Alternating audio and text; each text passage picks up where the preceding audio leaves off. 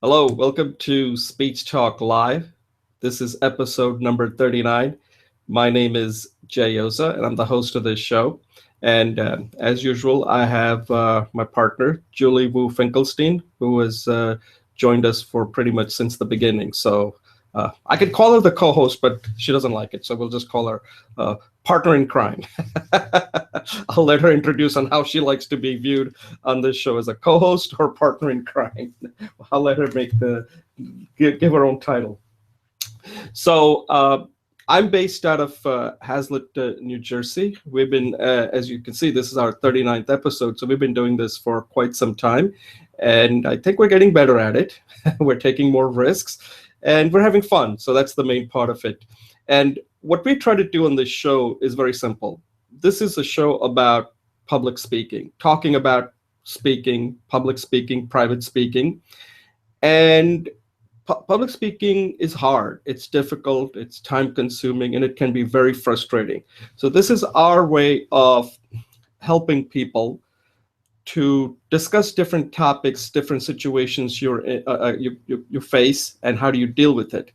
And most of the time we focus on public speaking when you're giving a talk in front of people, because that's what really scares people.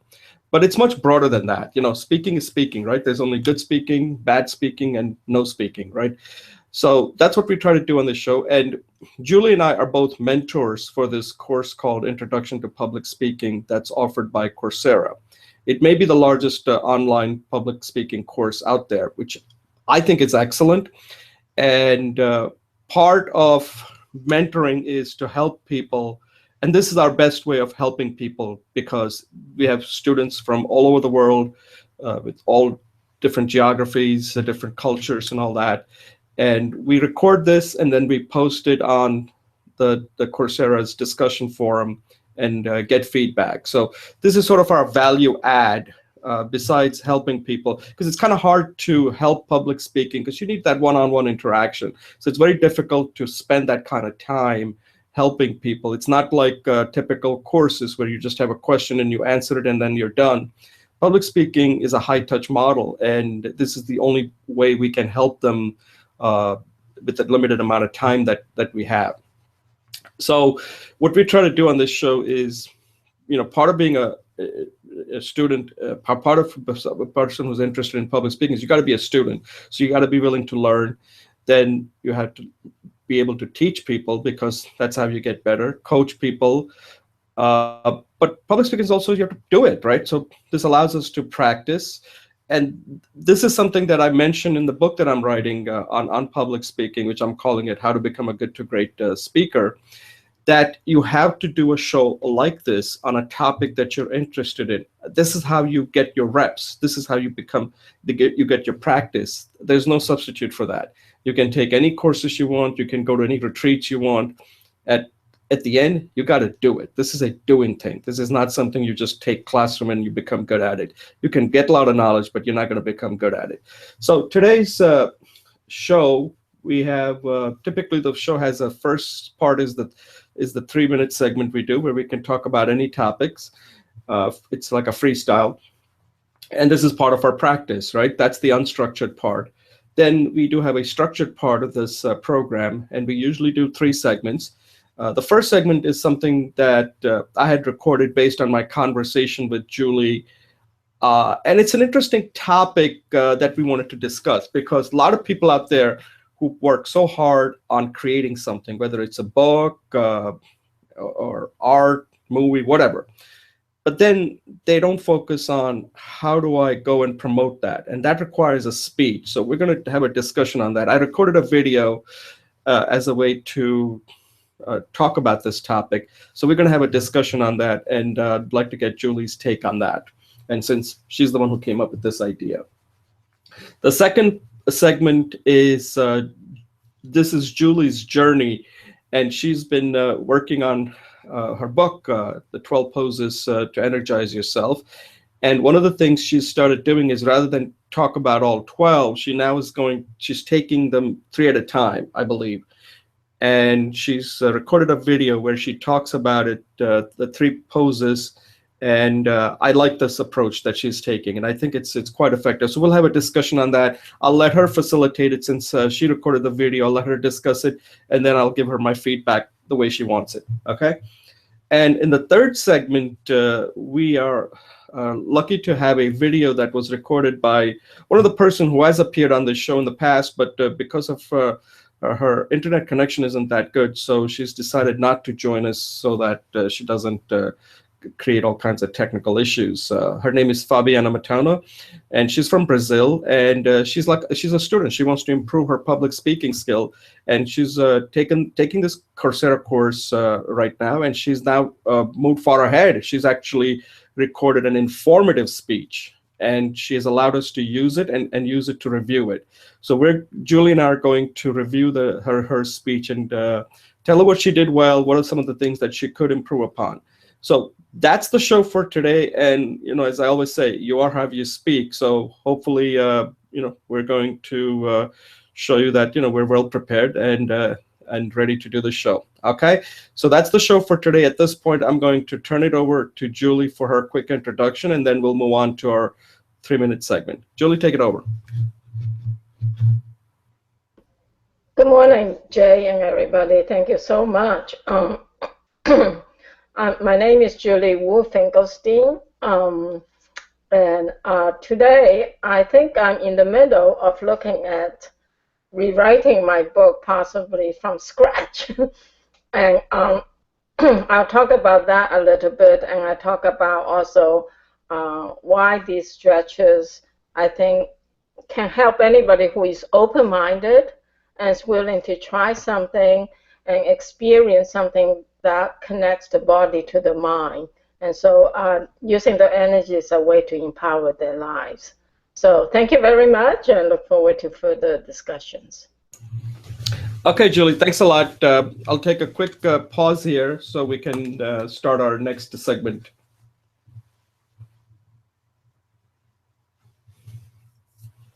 Okay, welcome back. My name is Jay Oza. This is Speech Talk Live, episode number 39. And at this point, we're going to move into our 3-minute speech segment. And the purpose of this 3-minute speech segment is that I feel that you at most ever have 3 minutes. In 3 minutes, you should be able to get your point across.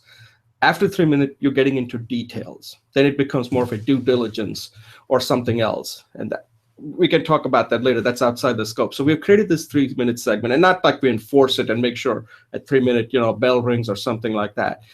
This is sort of like in real life, you're not going to have a clock in front of you. So you kind of have to have your internal clock. If you have practiced it, you know exactly what a 3-minute will look like, or based on how the person reacts to it. At most, you have 3 minutes. After that, you're boring them, no matter how good you are as a speaker, unless you're entertaining them.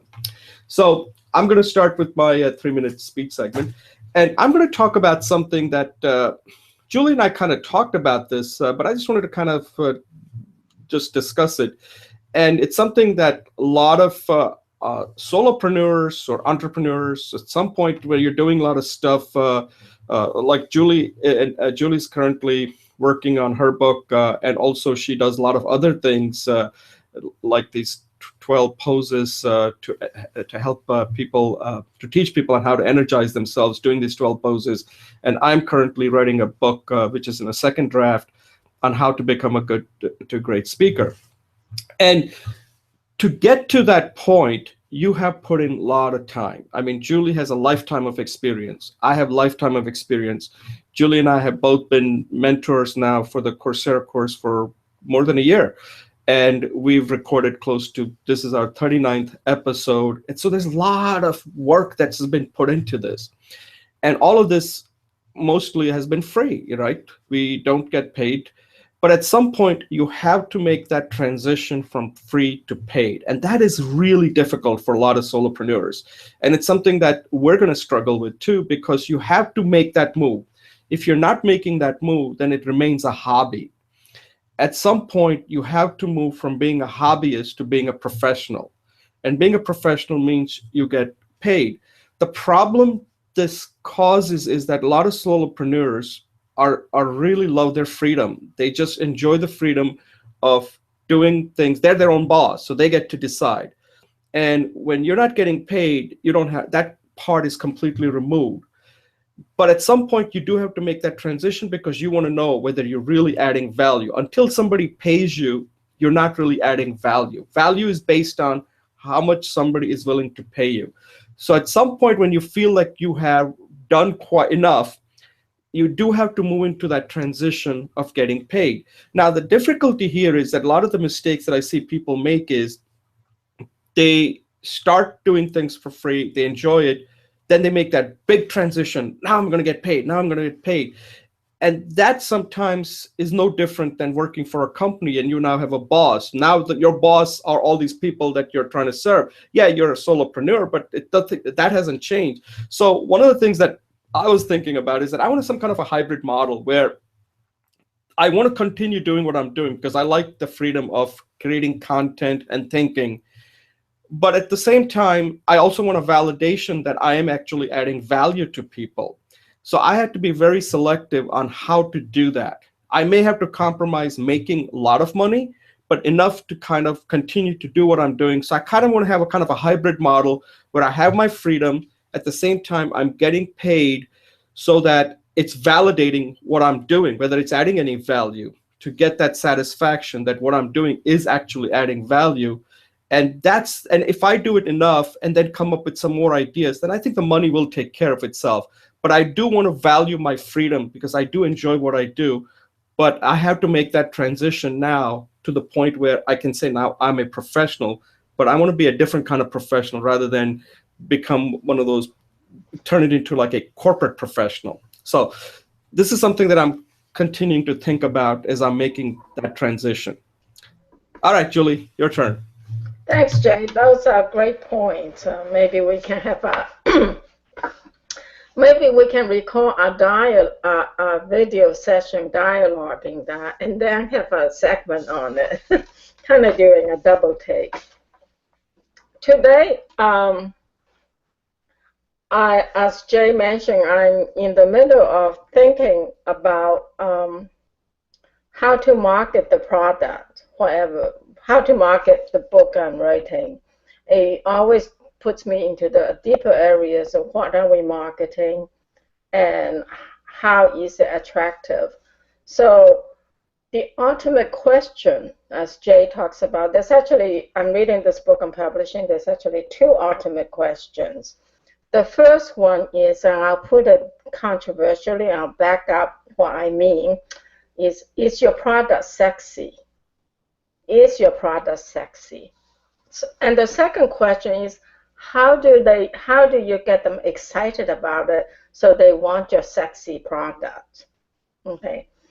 Even though I make it sound like it's a really edgy thing, it's really a fundamental question. And that is, how do you get people feel attracted to your product? In this American society, this word sex and sexiness and sex appeal, in a certain sense, people knows what that means. You know, that's sexy. Even when I was doing project proposals for mega million-dollar projects, the manager would come in and say, hey, that's really sexy. The idea is really sexy. And that means they can pitch it to the CEOs and they can get a good gut response, okay? So sexiness or sex appeal to me just means it's not a head response, it's a gut response. And that means, yeah, man, that's cool and I want it. And I think a product that is sexy sells for itself. And in the Hindu yogic terms, we have 7 chakras. And actually, the power of creativity and creation comes from the second chakra. Okay, that's called the sacral chakra. And that's where the life force comes through, and you can use that to make things. And to me, this vital life force is what makes things sexy. That's how below consciousness it is. Okay. For example, I'm working. So this is the first question. The second question is, how do you do it? And the third one is how do you take it into your lives, right? So how do you do it? I think there are many ways to do it. One of the was it Peters who wrote the book of branding yourself. Is really find out what makes you tick, what makes you want to get up in the morning, and why you think this thing that makes you want to get up in the morning, that makes you so excited, can also generate the same kind of excitement in their lives, right? In their lives. And then finally, how do you take this excitement and link it to your product? Okay, I think I'm down to the time. So I just say to wrap it up, I'm working with this rock and roll star, and we are engendering an identity of sex appeal, and we're wrapping it in a persona. And there's different roles, sub-personas, but he's sexy when he's homesick for love, you know. People love that, but he's also sexy because girls want him, you know. He's also sexy when he's a patrician, a home caring father, and he's gentle, he's understanding, and he's receptive. So when you work with sex appeal, you want to come up with major personas or attributes, and you want to create narrative on that. Of course, you can do it with your product, but you can also do it with yourself as your own identity. And you can use this idea of vital life force, excitement, enthusiasm, sex appeal, sexiness, and carry that into every aspect of your lives through your identity. Okay, thank you. Oh, that was excellent. You know, I have to tell you something. When you mentioned the word sexy, I suddenly started paying attention. So I think you should keep using that word. It's a four-letter word. I was like starting to doze off, and then I heard the word sexy. I said, wait a second, I got to pay attention to this. So I think the thing to do is anytime you're giving a speech, just use the word sex in there somewhere, because it somehow gets people to pay attention. So whatever works. So I think you hit something there. Yes, I think sexy is actually more attention grabbing than free. Yeah. So I said, you know, you got to come up with a sexy opening. The word sex has to be there, sexy, because I just realized that when you use the word sexy, it just creates that your speech suddenly becomes like really hip. Wow, this person is using the kind of words. Sometimes words do make a big difference. And I think a lot of times that's something we should talk about, that just using that word sexy made your speech more interesting. So sometimes you have to identify what are the key words.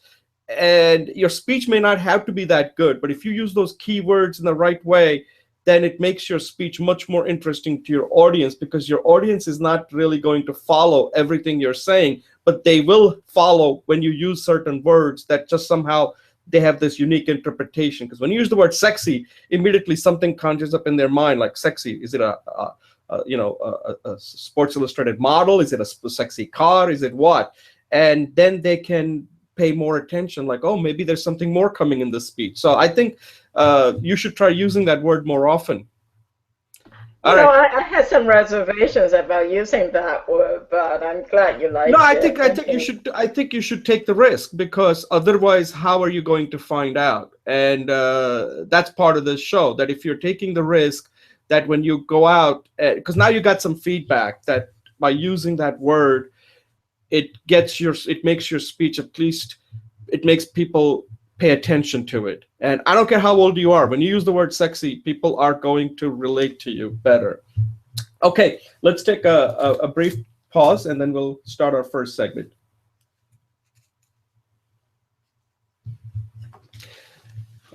Okay, welcome back. My name is Jay Oza, and this is Speech Talk Live episode number 39, and we're moving to our first segment. And in this segment, we're going to talk about something that I'm sure that if you are a person who consider yourself a creative, means that either you're writing a book or writing a blog or whatever, something that you're creating. You're an artist, painter, photographer, whatever. There are a lot of different types of people who do artistic type of work. And this is a topic that is a result of the discussion that Julie and I had this week.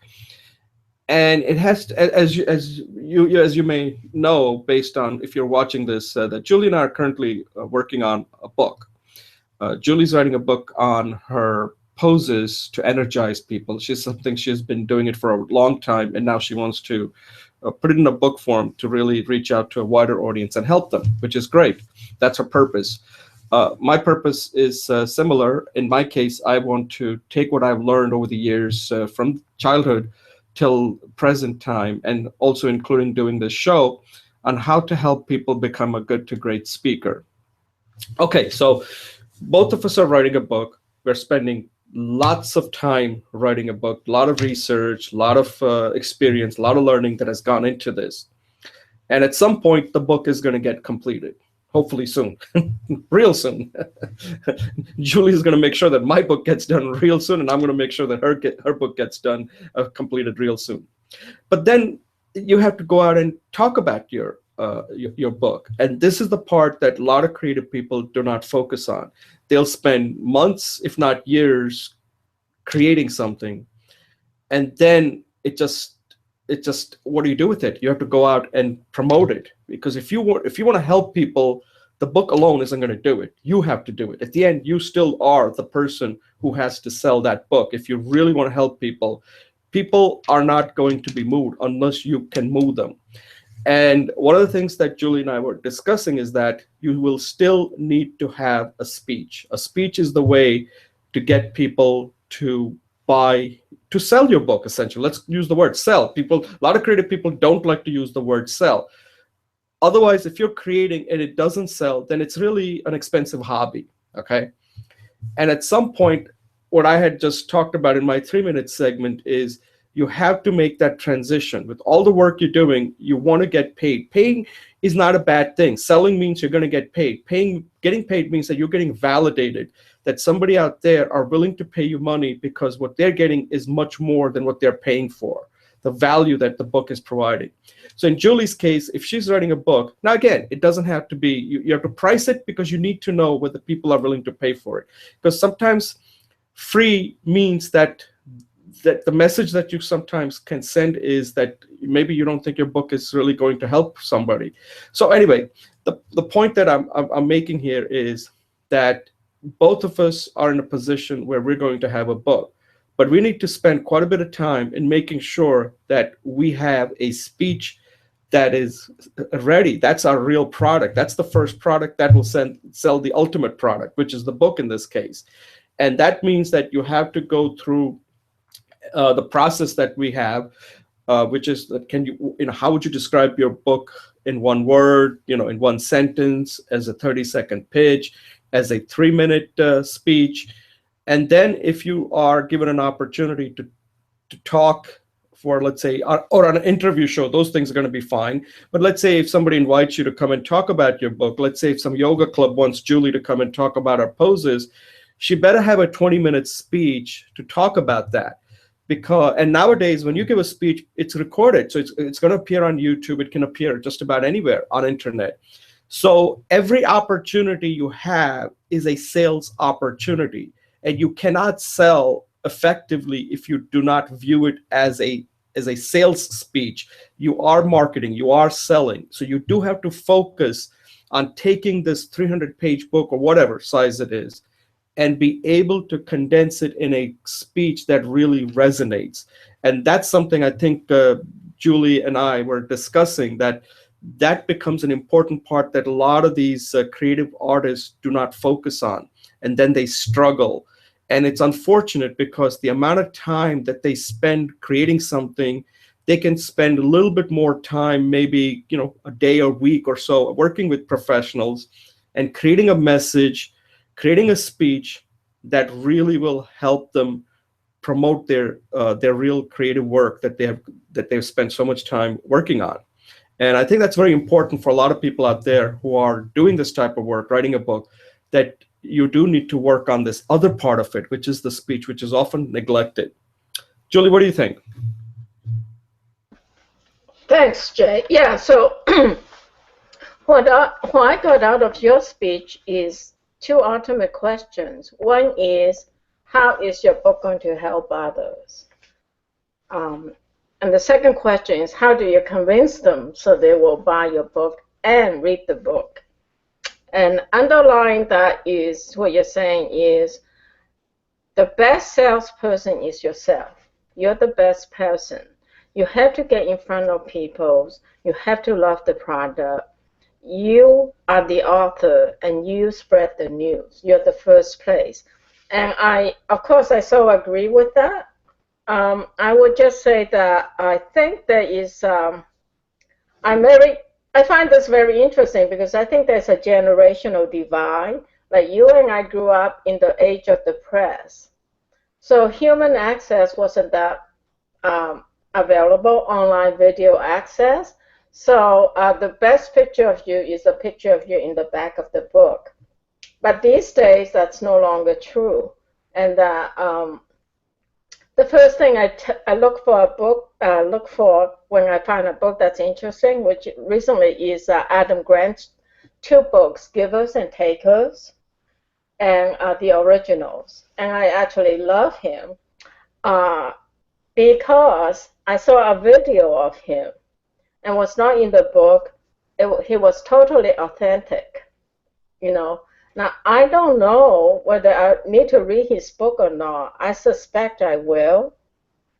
But the thing is, if he ever gives a workshop, if he ever does an online class, I'm there because I know he's worth it. And nothing in his book, everything in his book is embodied in him. So I would rather spend 2 hours with him and pay the $100 than just buy 2 of his books and reading it. So in a certain sense, the video technology now is changing the way of two things, is how the user, the buyer, the book reader is receiving that information. And secondly, I think the marketing stream is changing. Is that when you sell a book, there's always ancillary materials. There's online classes, there's free videos that get you to buy the book. And many of the leading edge people, even like Pema Chodron, who is a Buddhist teacher, she has an online video course. So now not only do you read her book, you take her class and you get feedback from her, because this is what scaling means these days. But it all starts with being able to speak first, being able to do not just a speech on the book, but speaking to the contents of the book. So the video is a medium of delivery, and actually it's becoming interactive. I can see you, I can hear you, so it's becoming, first of all, multi-sensory experience. Secondly, I can email you because of the power and speed of the internet. I can get your feedback. So it's becoming multi-sensory experience and an interactive experience. So maybe when we look at your product, we have to look at it in this new possible paradigm. So I think your speech is a great initiative to look at things differently. Yeah, I like what you just said, and let me just touch upon, and I think you raised some interesting points here that we can talk about, but they're pretty important. And I think you kind of touched upon what has changed, and the change is something you do need to be aware of. Otherwise, you're just not going to have the effect. Like, for example, when you write a book primarily because you think you have something that's going to help others. But how do you help them? That's the question, right? Promoting today has become a little tricky. So, for example, what Adam Grant is a very good example, and he's a pro at this. Okay, so Adam Grant is just at a totally different level. He goes there when he talks about his two books, Givers and Takers. I believe it's Give and Take. I don't know if that's the name of the book, and the other one is the originals. When you see him talk at whether it's a Google talk or whatever, he in that 1 hour is giving you everything that he has in that book in that 1 hour, because otherwise if you're spending more time, then you might as well read the book, right? So that 1 hour, he's not trying to like hide anything. He's going to tell you everything he can in the limited time he has. And for most people, they're going to be satisfied, and that's as far as it's going to go. But from his point of view, he's going to give you everything he has in the book, because some people may never have the time to read it. Okay, so that's fine. They're going to be satisfied or not interested, but that's it. Then there are going to be others who are going to get really engaged, right? So you're moving from satisfied to engaged. He's essentially trying to eliminate people. If they have no interest, then they're not the right people to purchase the book. Then you get that category of people like me and you who get really inspired by watching him and saying, hey, you know what? I really want to go read this because there's something in there that I really need to spend time and really digest it in my own way. I want to internalize it. Then after that, you get even more inspired. And like you just said, that if he has a workshop, you're in. So at the end, when you attend his workshop, you're already somebody who's not going there flying blind. You pretty much know a lot. And now by going there, you're already there. Whatever he's going to tell you, 90% or whatever, you already know about it. That 10% is really for yourself. You see, when you make that trip, like let's say if you and I are doing the course on how to become a good to great speaker, we have enough free information out there for people to take it. When they come and saying, hey, Jay and Julie, I'm willing to now pay you for this class I want to take. They're not really paying for us at this point. They're paying it for themselves. You see, that's what they're using themselves and saying, at this point, I want to take that initiative. And this is my way of saying, I'm now ready to take the action and what you have to say. Same thing if you're doing your 12 poses, when somebody comes to you, those 12 poses, you already told them what they are. They know them, right? They're saying, hey, now I'm willing to take that step. I know 90% of it, but by being close to Julie, I am now convincing myself that I am now really taking that action and internalizing all that stuff that you're doing. And I think that has changed today as far as the marketing, that you have to make everything available to people so that the people that come and really come to you, whether it's for a course or whether it's for a seminar or a workshop, they've already convinced themselves that you are the one. I don't want to use the word guru, but you are the one. They already decided they want to help themselves, and they're just kind of making that final steps. And that's now I'm definitely in. I'm all in now. I don't know. Maybe I'm not expressing this clearly, but I think that's how you have to look at it, and you got to be out there all the time. That's why, like, a lot of the content we produce is for that purpose, because we don't want somebody to come to us if they are not the right ones. We only want people to come to us if they're completely sold on us. Go ahead. Oh yes, absolutely. I think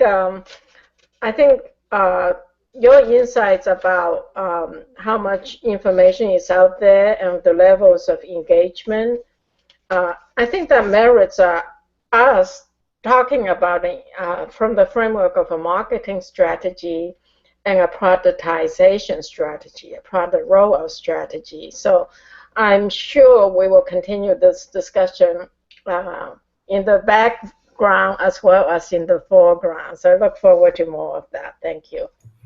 Yeah, thanks a lot, Julie. So to close this out, the main thing is that, and this is a broad topic that Julie and I are going to be covering it more as we are getting ready with our book, that if you're in a similar situation creating, in our case, we'll use the example of writing a book, you really need to go out and talk about it. Any opportunity you get, because that's going to make you better, but it's also, you have a purpose of helping people. And even if you can get one or two people that you can help, first of all, they're going to help themselves. I don't like the word that you're going to help people. I don't think you can ever help people. What they can do, what you're doing is you're convincing them to help themselves, and you're just becoming kind of like the vessel or something. Okay. So at this point, we're going to stop this discussion and take a pause and move on to our next segment. So thank you.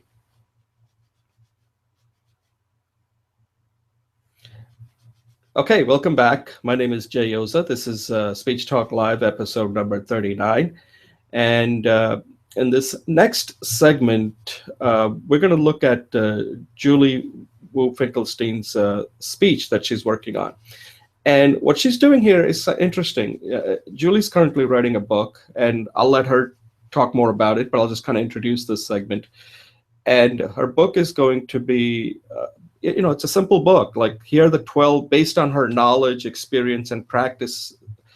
She's come up with these 12 poses that you can do, anybody can do, that can help and energize yourself, right? That's the main purpose of this. But what she's doing now is she wants to also communicate that over the video. And part of it is she's taken like 3 poses at a time and trying to teach us why these poses are important and what you get out of them.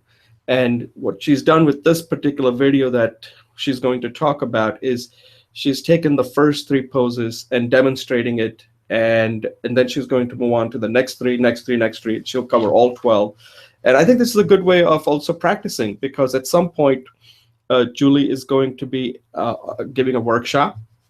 Maybe it's online. And at some point, she may even come up with her own online course. So this allows her to practice to see what's working, what's not working. So this is how you iterate. So I'll let Julie talk about her purpose, what she's trying to accomplish with this, and then I'll give her any feedback that she wants from me. So Julie, I'll turn it over to you. So why don't you discuss your video and what you're trying to accomplish, and then let me know what kind of feedback you're looking for. Thank you, Jay. I appreciate your support and the feedback you're giving. So I'll take any feedback from you, but I think, just to help jumpstart your feedback is both, I'm interested in both the performance aspect of it, as well as the content, the structuring of the content aspect, and then also anything else you can think of. So the whole ocean is yours to pick apart. I actually am in a very interesting place in my book. I had an action partner on this book, and he has written 3 books. He is saying that I need to completely rewrite that from scratch. Now, as a writing strategy point of view, that was my intention all along, because my book is kind of hack it till I make it kind of philosophy, which I would like to talk about more eventually. So instead of trying to write the perfect book, I wrote as much as I needed to get feedback. And so in view of the book, it is about the 12 poses, which is essentially 10 stretches and 1 meditation pose and 1 resting pose. And in there, I talk about how to do it. They're very basic stretches, so I can just list them for you. The one is standing meditation, the forward bend, the sitting straddle. Those are the 3 I went through. And then the next 3 would be the triangle, the dragon, and the downward dog. And then it'll be the spinal twist, the pigeon, and the Uddiyana Bandha. And finally, the plow and the shoulder stand, and resting pose, Shavasana. So in each of those poses, basically, as a human being, we have energy. We actually, as a biochemical electrical system, we should be able to get all the energy we need to live our lives fully, to reach our highest potential. But because of habituation, acculturation, and even trauma and illness, our energy gateways are shut down. Okay, when that shuts down, we can no longer get that energy. So these stretches help us open up the gateway so we can receive the energy that we always are supposed to get. That's our inherent right, inherent human condition, so that we can live our lives. So the first 3 stretches, I actually have a free, what I'm calling open source or universal access sessions in the mornings.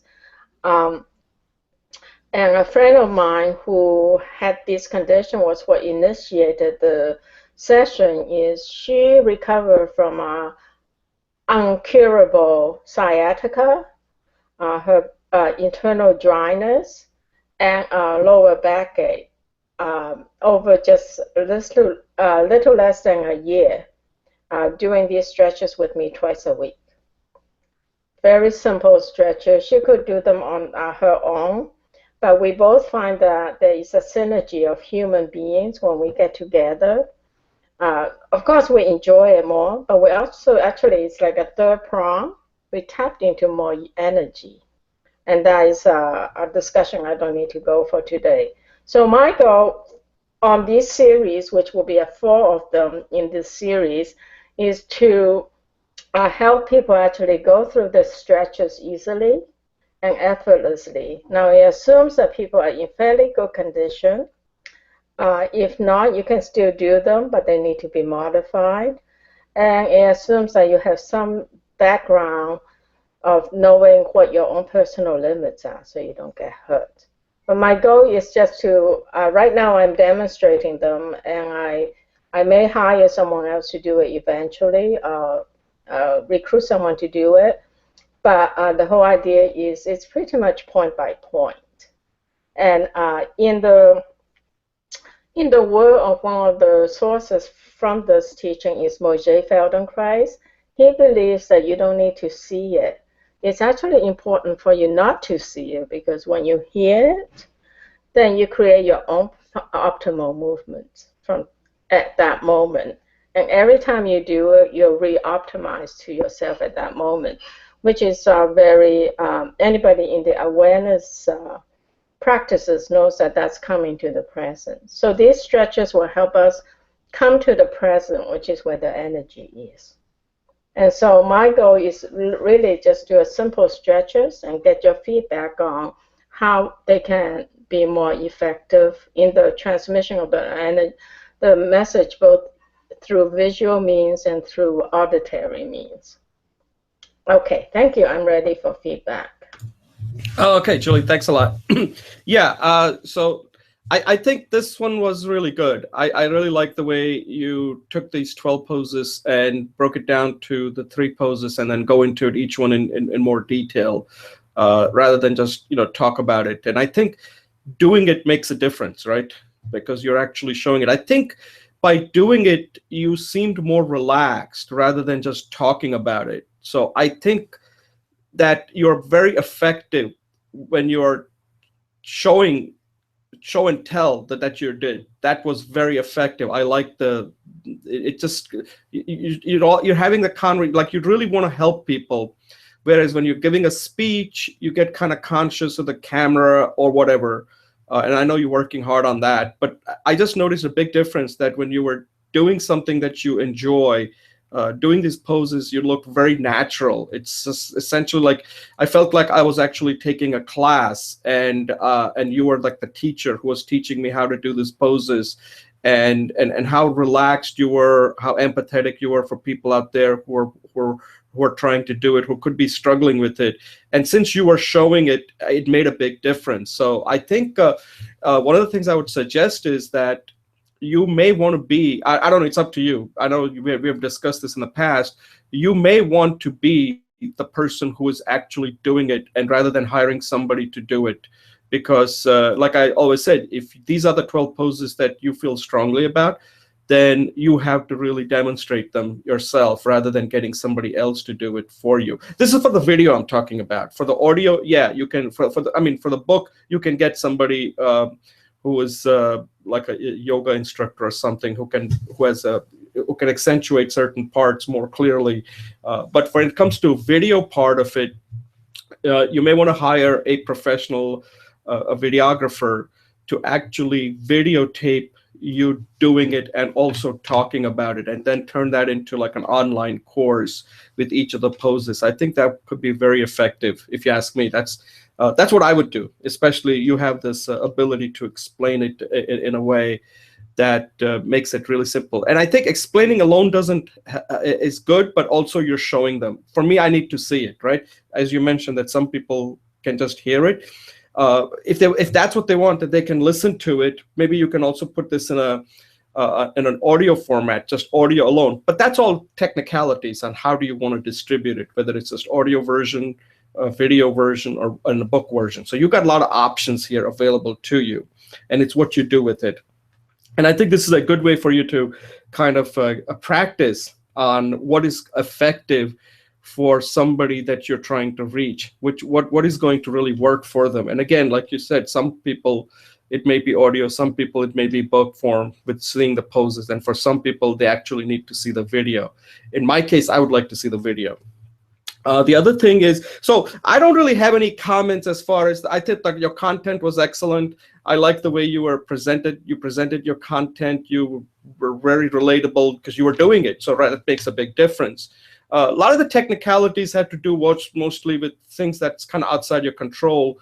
Is the camera angles, and at one point I think was the first one. At some point when you were doing some bend, the camera had to go down to see exactly what you were doing. I couldn't see you for a certain period of time, and I think we need to see you all the time. So that's why I was saying that if you had a professional videographer, not even professional, but somebody who could you go into a yoga studio or something and just rent it out and show them exactly how to do it in a yoga studio. Something you may want to consider. That would be very effective if you want to go through each of those poses and like rent a yoga studio for a couple of hours and just go through all the poses and have somebody record them. And then you can then edit it and then turn it into a course, whether it's, if you want to make it freely available, that's fine. But you need to do it in a place like that. So it looks, I like the practice that you did. The other thing is that a lot of terms that you mentioned, I think you should use the Google editor to annotate that. So like, when you give out your email, it's kind of hard to follow. Just annotate it. It's pretty easy. You just go in there and annotate it and just put it on the right or somewhere, so that way you don't have to say it. You can say it, but it's also appearing it because people need to see that. And whenever you mention certain names, you may also want to annotate that part. If the name of the pose, anything that you feel will help your viewers understand better, use the annotation part of the video Google editor to bring that to explain the video editor? Yeah. Oh, I never used that. Okay, I'll try that. Thanks. Yeah, I always use it. If you notice it, I always put that, Speech Talk Live and all that. That's okay. Coming from the Google video editor. Take some sample and just practice it. It's not. I find it pretty easy.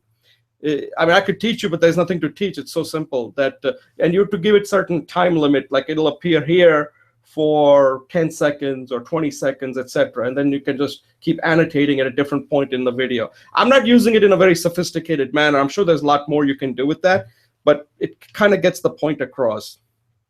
So I think this is a good way to practice. I just think that after a while, once you do all this 12, then you'll have all 12 of them. You'll have gone through it. And then the next thing you have to ask yourself is, do you want to turn this into a course? And you have all the poses. You just need to do it in a place where you can show all the. I think you showing it is very effective, by the way. Okay, just so that you know. But for the book, like you said, you may want to get a model to pose for it and somebody takes photograph for that. Then that would be good too. So you got a lot of options to work with. I'm actually using line drawings because I think that's very zen, very okay, very minimal, very zen, personal. So you're creating it, or you got some artist who's creating it? I hire someone to do it. Yeah. Oh, okay. I'd like to see that. Yeah, I'd like to see that, how that looks. Yeah. Oh yeah, so, you will. so whatever works is fine. But I think for the video, you demonstrating it, I think, is more effective. Great. Thank you. I don't really have. I think, like I said, as far as the content, these are the 12 poses. I just think that little annotating and all that can help me understand it better.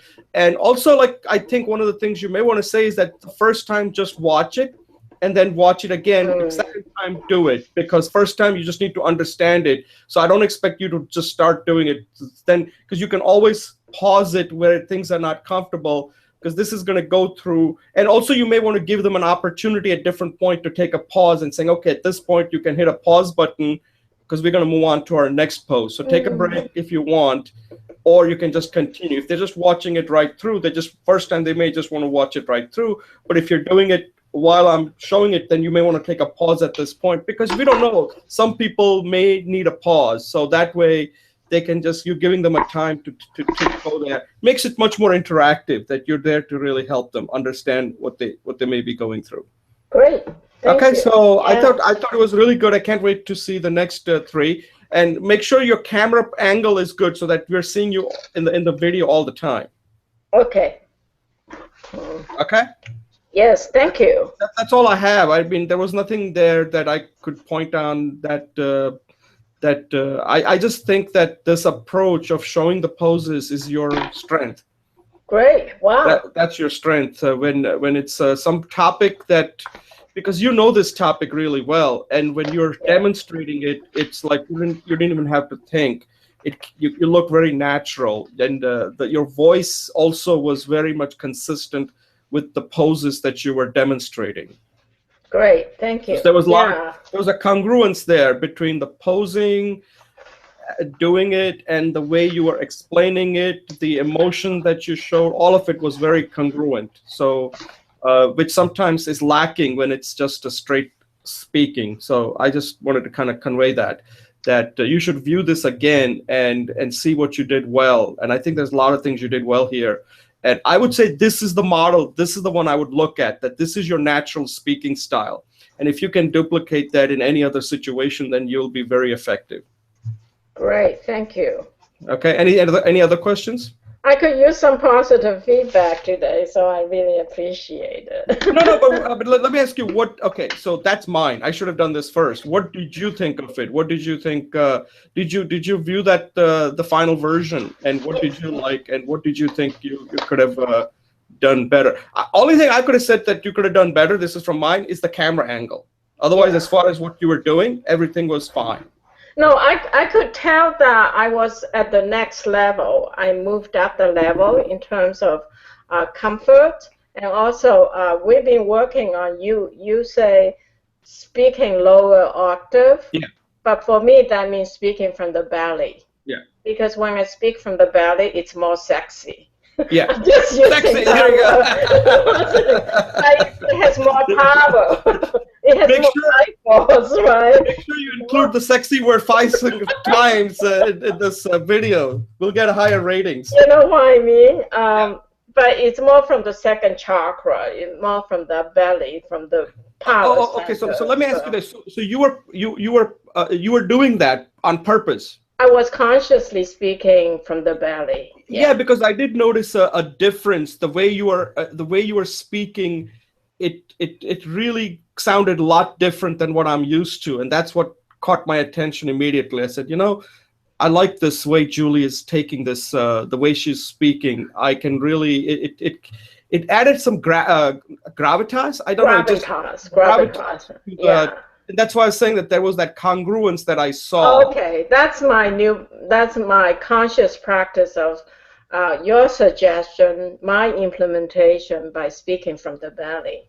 Like even now I'm doing it. I think we all have to do it. But what I'm saying is that when you watched it, did you see a difference? Did you like the Julie that you saw in that video? Yes. Oh, yes. Okay, because that's the main thing. Because if you didn't, but I cannot judge. I cannot judge based on the rubric. It wasn't something I could judge based on the rubric because it was a personal rendition. Right. So that the feedback from you helps me because it gives me reality check. Right. But what I'm saying is that performance. So this was a performance, and I think that performance was designed not to be a fake, but to communicate. And I think the way you did that was very effective. Okay. And I think what you said is also important, that we need to do the same thing on the show on what kind of performance we want to give. Sometimes we kind of get carried away because it's just you and me, but it's very important to know ahead of time what is the performance, the right performance you want to give, because performance is not about you acting, it's about you communicating, right? It's about you communicating something to the people. That's the kind of performance you want to put, and I think you did that really well. Now that you said that, you basically were focusing on doing it that way. Yes, I think maybe interesting for you and me to do like a 3-minute pre-mortem before we come live. Yeah. just as an idea. Okay, thank Yeah, we you. can talk about that for a miscellaneous part. What you can go that in more detail. All right, so let's end this right now. I think we excellent job. So congratulations, and I would keep viewing that because you have something there that you can build upon. All right, so we'll take a brief pause and we'll move on to our third segment.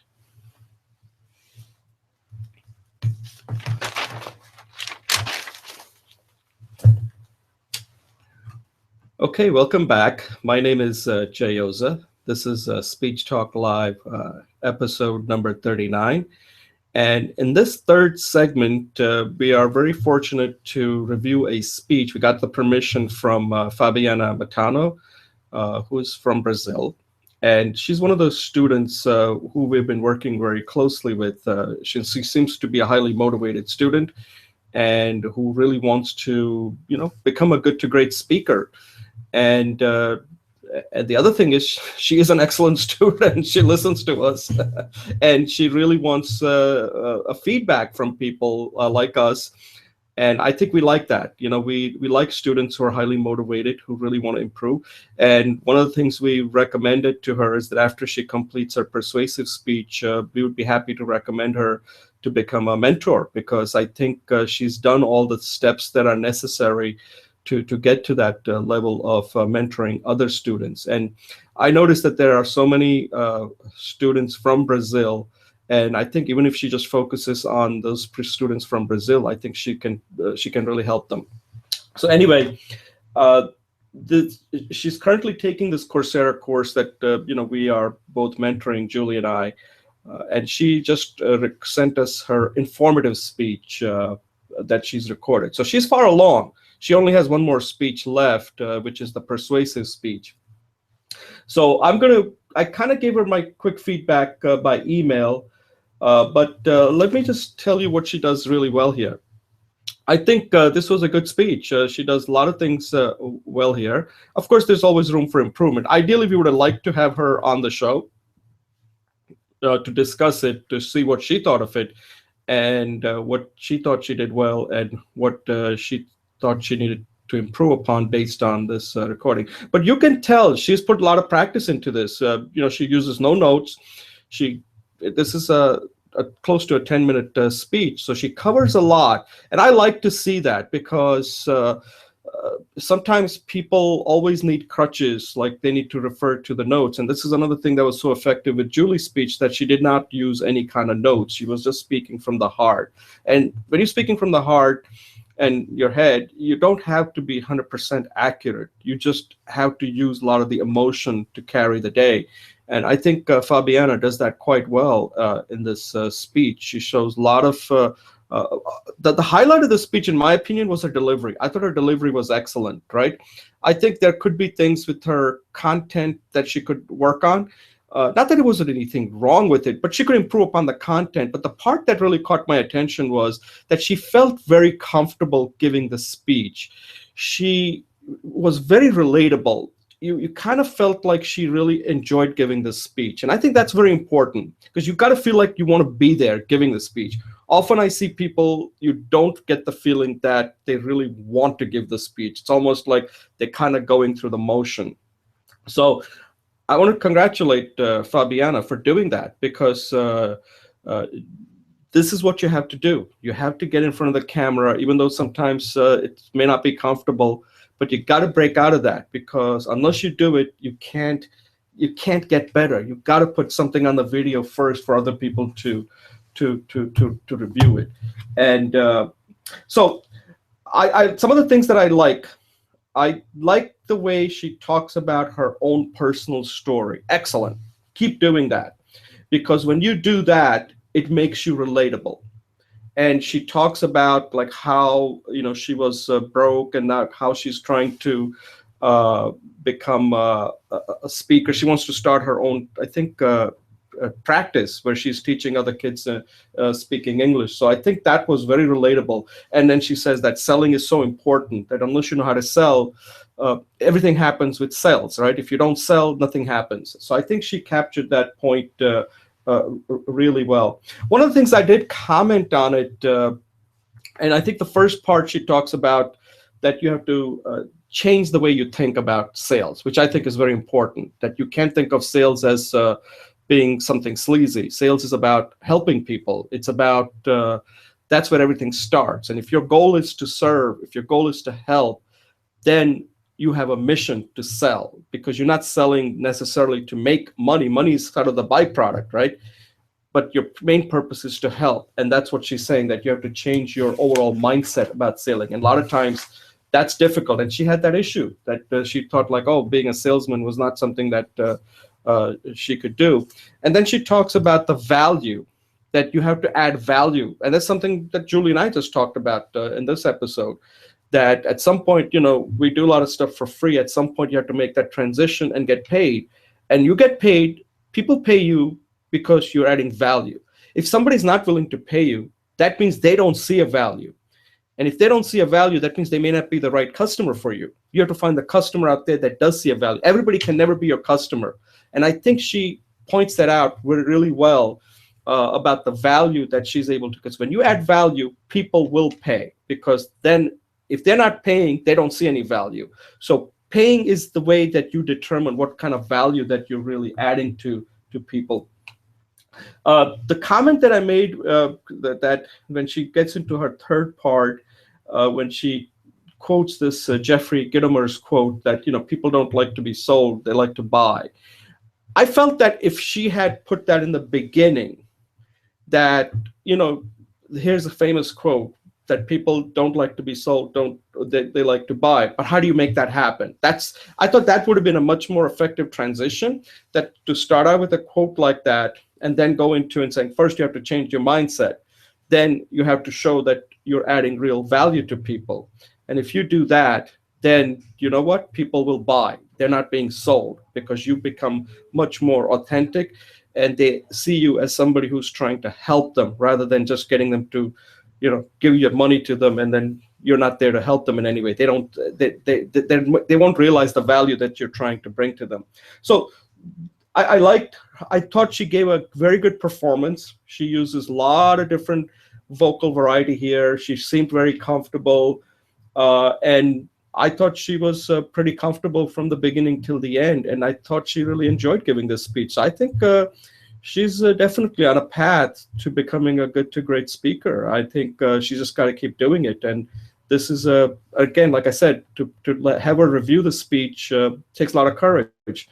So Fabiana, continue doing what you're doing. And like I said, at some point you should tell us by email, what did you like about your speech and what you think you could have done better. And don't be too hard on yourself, because you know what? Sometimes when you do your own self-evaluation, you tend to be much harder. I think you should focus on things that you really like. And there are a lot of things you should like about this speech.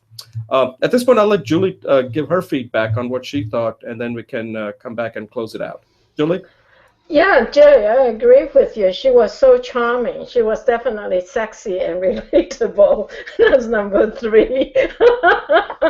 And I don't mean, in a like a sleazy kind of way, as she says, but she was very, you could tell that she was passionate. She had a very passionate, and she was studied, like you said. She has a knowledge, expertise, and she connected her knowledge to the audience. So I definitely thought,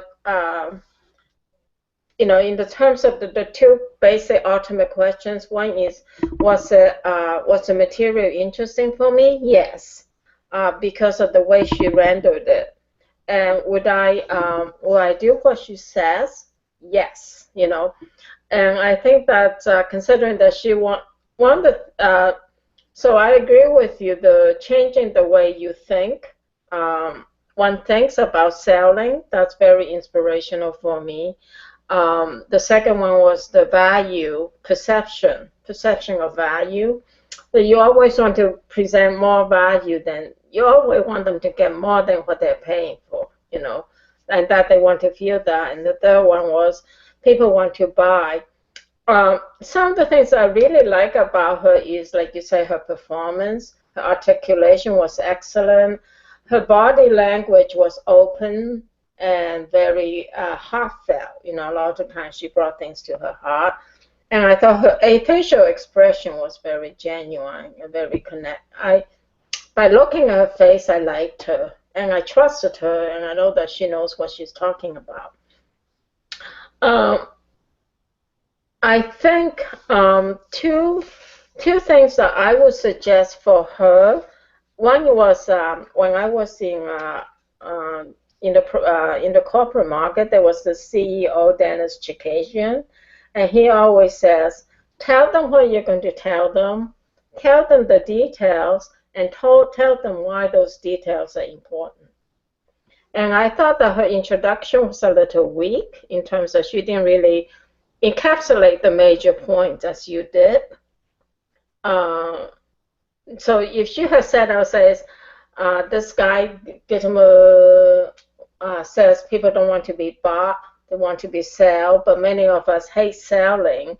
I'm going to tell you three key points on how to do that because you cannot succeed without selling." To me, that would be like grabs me, you know.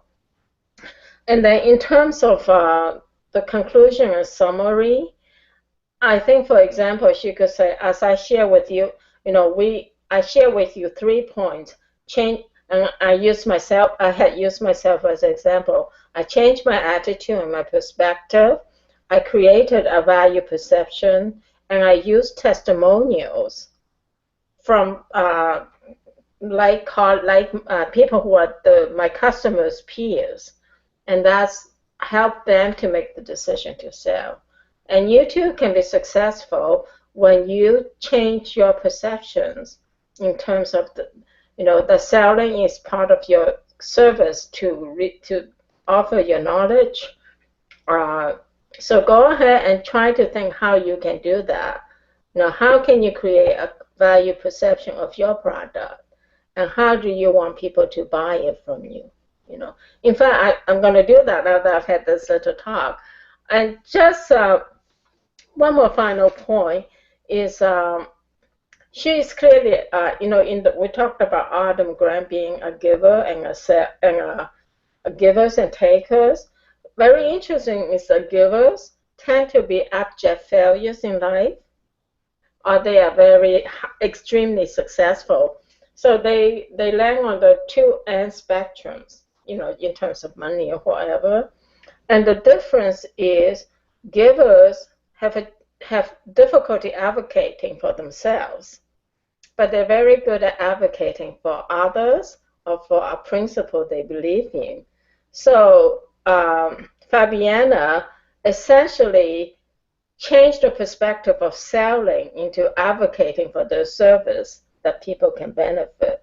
And I thought that was a very successful way. That's one of the skillful things Adam Grant asks us to do, to become from a failure victim.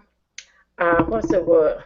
When somebody takes advantage of you, kind of a doormat giver to a highly achieving, successful leader giver. So that's one of the key skills, and I'm so grateful that you identified that. Thanks. Yeah, thanks, Julie, for the feedback. Yeah, some of those points, like I said, this was a very good speech, but I think there's still a lot of things that could be improved here. And one of the things I'll point out, because I think when you give somebody a feedback, I think it's important to show them how you would have done it, because, and then, she can take what you're giving, because again, she has to, one of the reasons I like people to come on the show is because there are choices that you make when you're giving a speech, right? And we don't know why she made those choices. That's why I like people to come on, because otherwise we're kind of flying blind here, just assuming what she did. I agree with you in the beginning, and this is something, Fabiana, when you get to the opening, your opening has to be so simple that is the main part. And I think when you say that I want to talk about this positive conception of selling, if you ask me, when I first heard it, it sounded too formal. I think it could be easy just to say, I would have said it's something like this. My speech, I'm going to tell you why sales is great. That's it. Right? That's how I would start. And then you have to go and defend it, why sales is great and why some people what are the objections of, and I think if you're more conversational, you probably hear about salesperson is like, oh, sleazy and this and that, you don't want to even be near it. I think your example was your personal story, which is thing that you could have then transitioned into your personal story. So let me tell you about my personal story on how not being a salesman has affected me. So what I'm trying to point out is, and if I typically give my improvement in 60-30-20. My 60% is that you are conversational, but have that dialogue even more. That, like, there are objections. People always have objections because this is about selling, right? So you have to have objection that you probably think, and I think you did that, but I think it needed to be organized a little better. Okay, that's my take on it as a feedback. The other thing that I would point out is that this speech you have recorded as an informative speech. This was a very close call because this could be a persuasive speech, because what you're trying to do is you're trying to persuade people on how to think about selling. So because when I did my informative speech, it was on a particular topic that I was informing them why they needed to know. It's a close call. I like Julie's take on it, but this could have been a persuasive speech on why sales is great, right? Like, you'll learn about this, the ills, the cures, and all of that stuff that you'll learn in the next when you start working on a persuasive speech. Now, obviously, you can't use this, but it's up to you since you already have given. Because you have to ask yourself, what exactly are you informing? Are you informing? In a way, you're always selling, right? Because there's no such thing as an informative speech. The informative speech is still persuasive. What would make it different is when you get to persuasive, there's a definite ill, there's a definite blame, there's a definitely cure, there's a definite consequence that you would have to go through. Okay, so that's a nitpicking because again, that's just. But overall, like I said, and also what Julie said, that ending also. So one of the things is you always have to make sure is that your opening is very simple, and like she uses the sandwich technique that Julie always refers to, right? You tell them what you're going to tell them, and then tell them what you told them, right? Always works.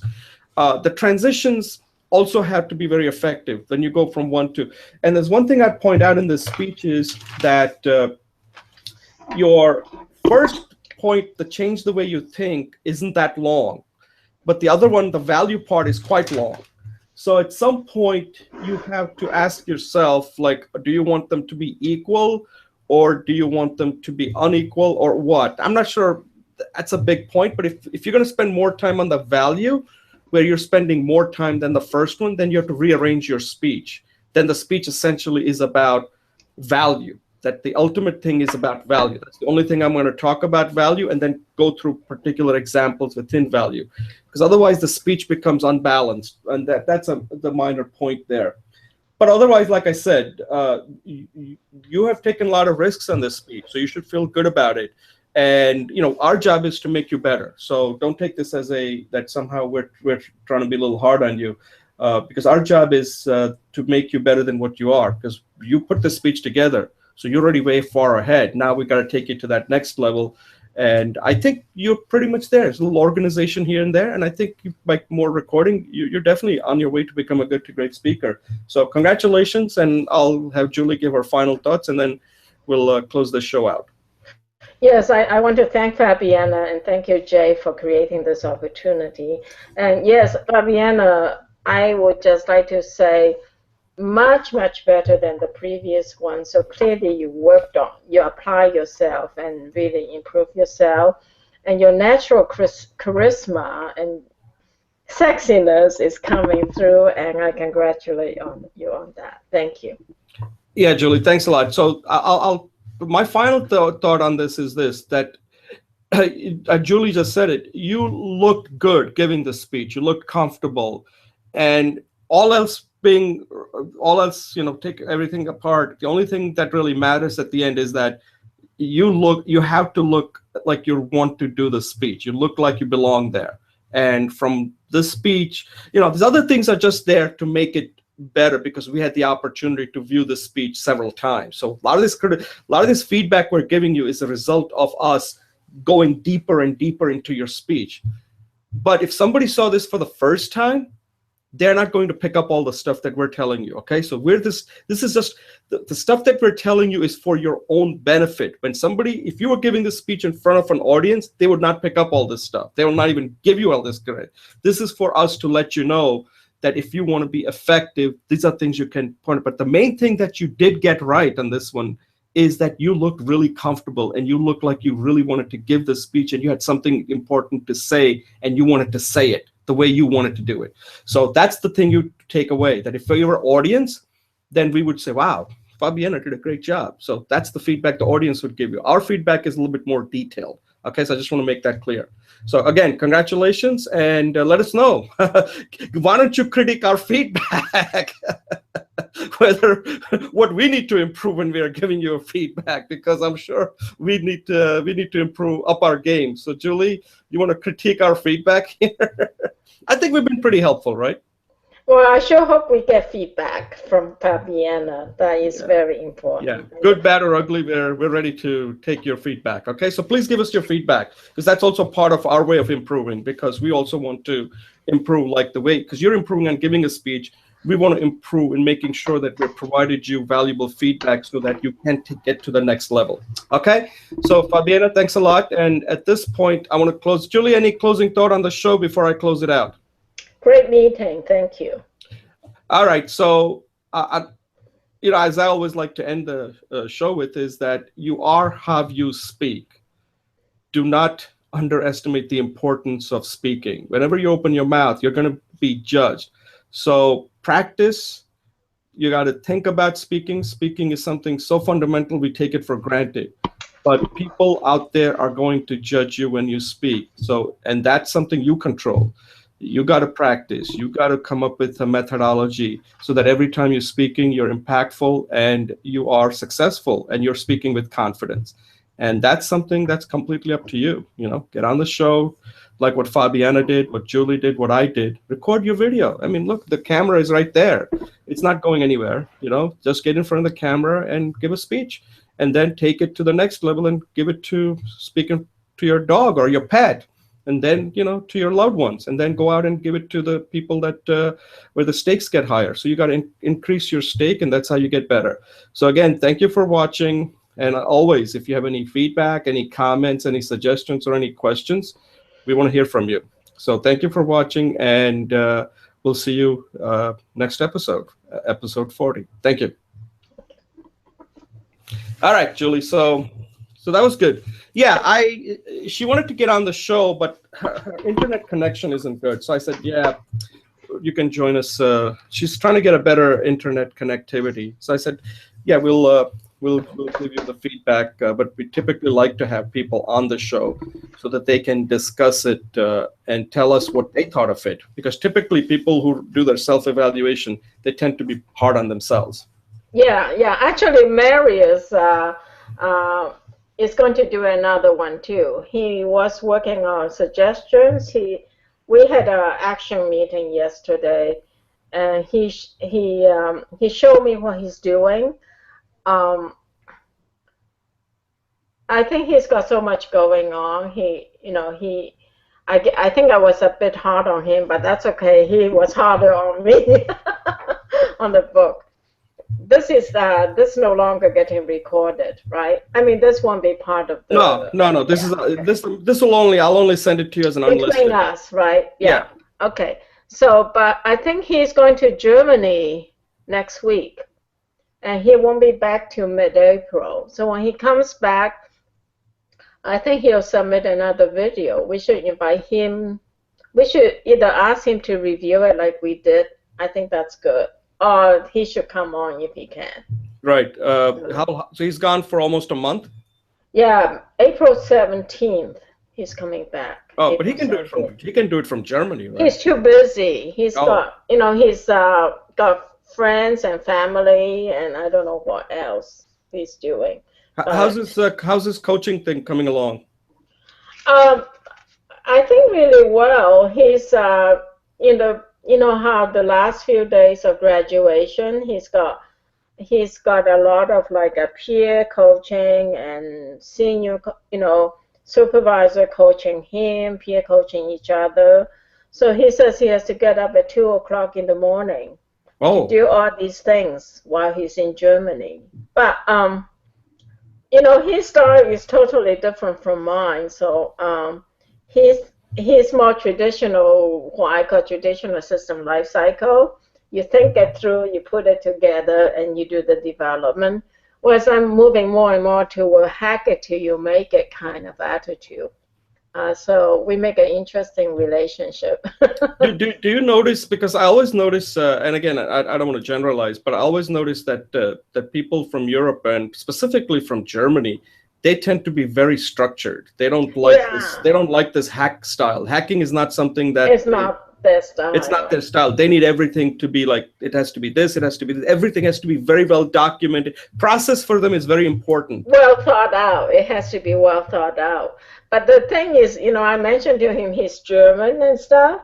He says his wife is much more German than he is. Oh, But his wife isn't even German. His wife is more like Italian, Greek, Mediterranean descent. oh, But okay. somehow she's, So she's more German. so she's even more structured than he is. Yeah.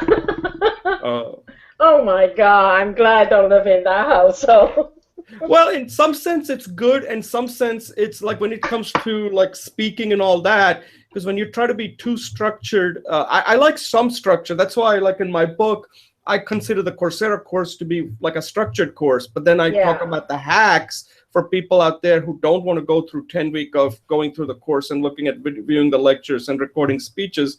For some people, that may not be the right way to go. So I'm giving them two different methods of working on that.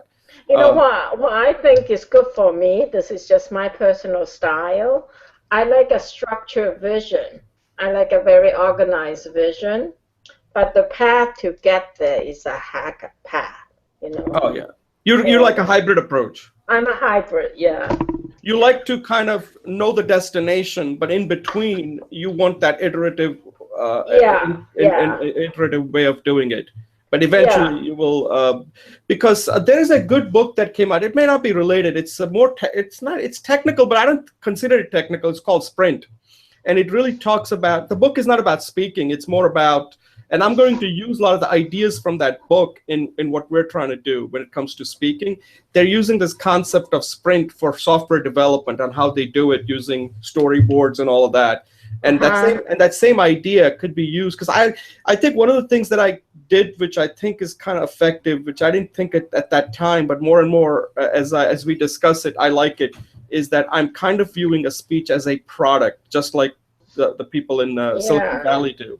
And if you treat it as a product, then you can hack it and create a minimal viable product that you can test it and get some kind of validation from people. well, And that's, that's what I'm doing with my yeah, book, exactly. right? Yeah, So, exactly. So so each step you're getting that validation saying, okay, here I need to tweak this, here I need to tweak this. And some of the things I commented had nothing to do with, like I said, you tried something different and you got a feedback. And right, that approach, I think, is more effective. And that's exactly what they do in Silicon Valley. And because now you can take that and try it out on other people right. outside. Right, you don't have to do, you don't have to do a reality test at the end. You can do it all along the way. That's the whole thing. And you're getting more and more feedback, because because remember, you don't want to get feedback from, sometimes the feedback also can be dangerous because some people are not good at giving feedback. And also Right, you have to ask them what kind of feedback you're really looking for, because if you don't right, ask the right way, they might give you, like for example, I'll just give you, like if I give my book to somebody, right, and that person says, oh Jay, your book is really not that good. we're gonna go in 5 minutes, just so you know. Yeah, right. We'll end it soon. So somebody says, oh, like let's say your book, I don't know, somebody gave you a feedback that you need to rewrite your book. Right, And I'm like, I would be careful with feedback like that, because that person, has he gone through the 12 poses? Because at the end, the purpose of your book is for people to actually see whether they can be helped or not. That's the feedback you're looking for. As far right, as like you need to rewrite your book, that's a structural thing. That has to do with something completely different. But the ultimate thing, and what I'm looking for in my book is this book going to help somebody become a good to great speaker? If it's not, then what I'm discussing or teaching in the book is not good, and it's been tested, does work, right? Then I have to work on how to write it so that it becomes much more readable. That's a different problem altogether. But when somebody's telling you to rewrite a book, I would be very careful about that. Yeah. What was the feedback? What are you really looking for? The feedback that I gave you was, Julie, if I got those 12 poses, I better be able to do them. If I can do them, then that's what I'm looking for. Right. I'm not trying to compare your book to some kind of a literary work here, okay? Right. Well, I think it's okay. And even though I'm kind of in shock, I'm thinking out, let me just think loud for a couple of minutes is my first draft right now, what I have, it really is just a core dump. It's a core dump. So I would have to rewrite it sooner or later anyways. And the whole idea of getting feedback is to do that. And I think what he says has merit. It's just what I told Fabiana, basically. Is I need to get a stronger introduction, and I need to have a stronger summary. But the content inside, there's not going to be much change. So even though, like, emotionally, I'm thinking rewrite the book, in a way, I'm just really making the sandwich that I always want made. And it's actually easier for me to rewrite everything than to do a cut and paste. Because all the times you've been helping me, other people have been helping me, my mind is cooking this. So it's going from raw to food. You know what I mean? So part of the process of writing the book, as you well know, and as what Patty is doing, is there's a chemical process that goes, the transformation process, that take all the raw ideas in my mind and somehow make it edible digestible for other people. And I think that's where I'm at. So I'm okay with rewriting it on the sense that this is how I hack it till I make it. Right.